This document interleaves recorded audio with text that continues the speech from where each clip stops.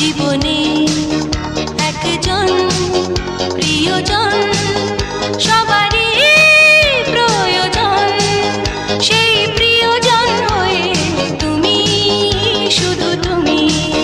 জীবনে একজন প্রিয়জন সবারই প্রয়োজন, সেই প্রিয়জন হয়ে তুমি, শুধু তুমি। আমার চোখে তোমার ভাষা নাও না বুঝে গো, ও আমার মাঝে তোমার আশা নাও না বুঝে গো। সেই আশার খেয়াতে জোয়ার ভাটাতে ভাসবো দুজনে।